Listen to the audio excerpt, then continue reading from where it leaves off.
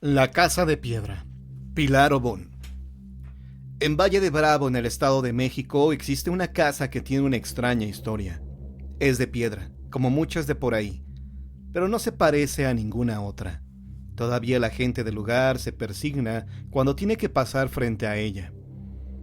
Nuestra historia comienza hará unos 20 años atrás, cuando Rolando Trigos decidió hacer realidad su sueño de tanto tiempo y comprar una casa en Valle de Bravo, donde iría los fines de semana con su esposa Marisa y sus dos hijos, Mauricio y Rolando Jr.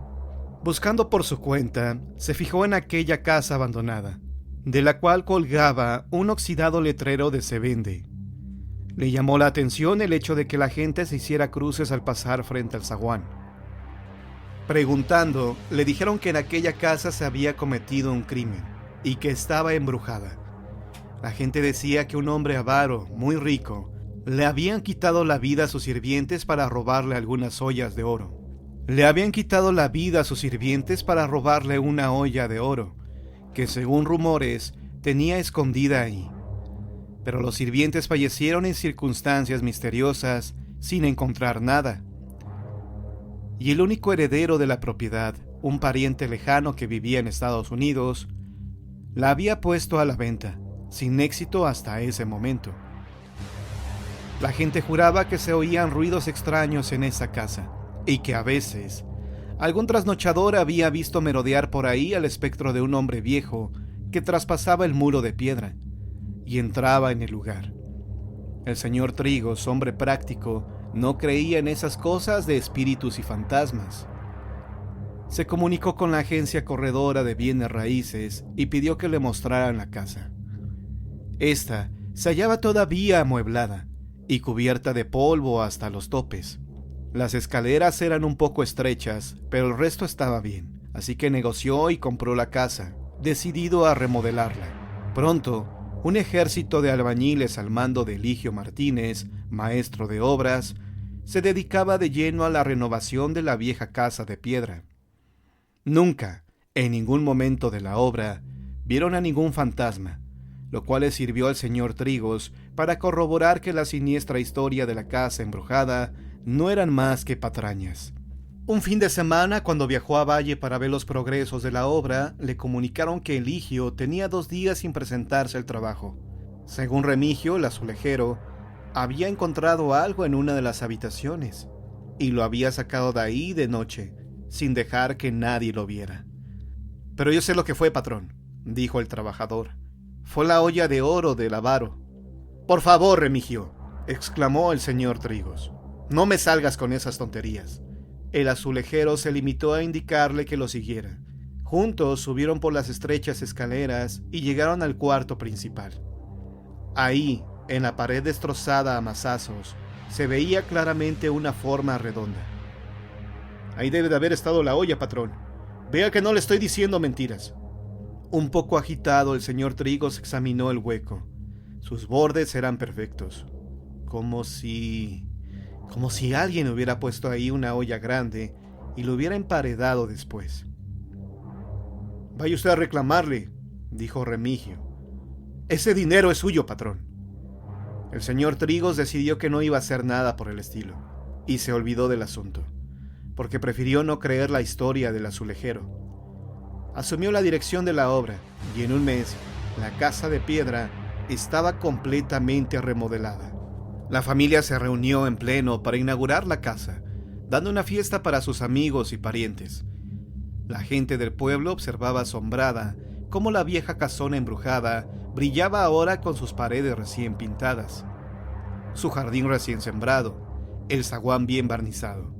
Esa noche, cuando los invitados ya se habían marchado, el señor Trigos, su esposa y sus hijos salieron al pórtico a tomar el fresco antes de irse a dormir.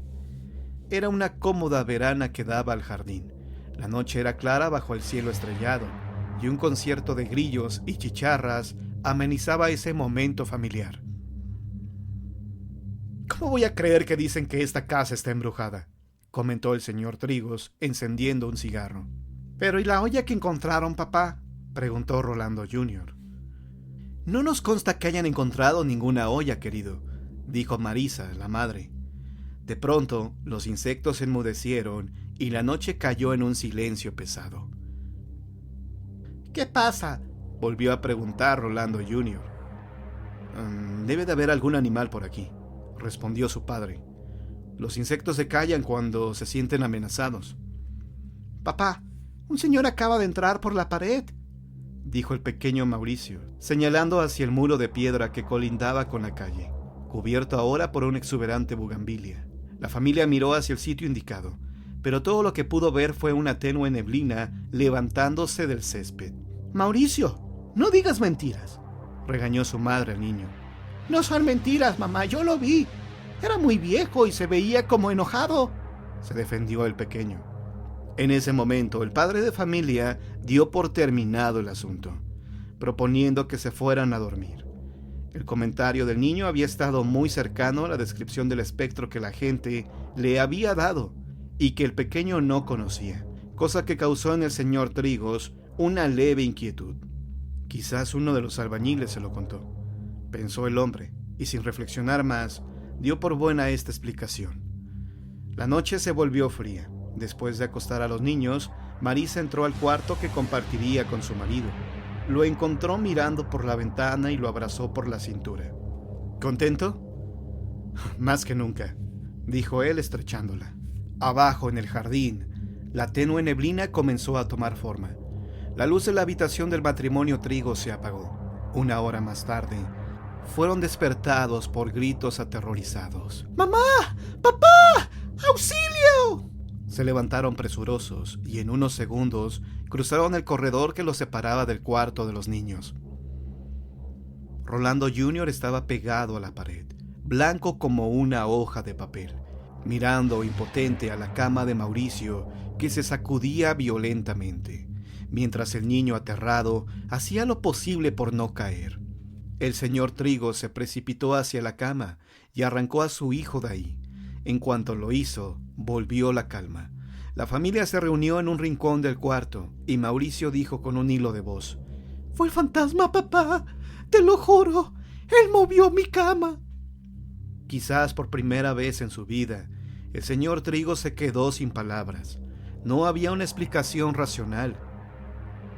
No había una explicación racional para lo que acababa de suceder.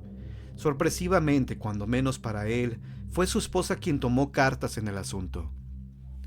«Espectro, déjanos en paz. No vuelvas a tocar a mis hijos», gritó mientras su esposo la miraba asombrado. «Marisa, no vas a creer que...»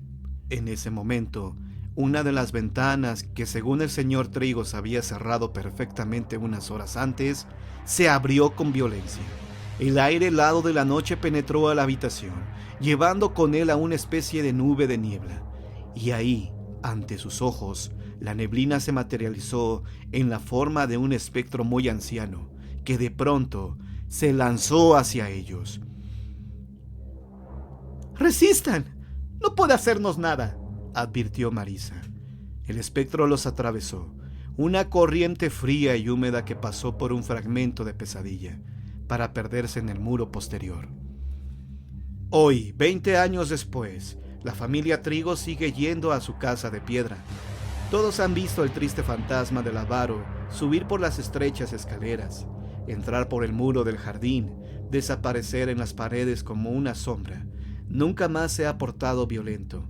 Ellos han aprendido a convivir con él, y ya no les importa que la gente, al pasar por la casa de piedra, se siga santiguando.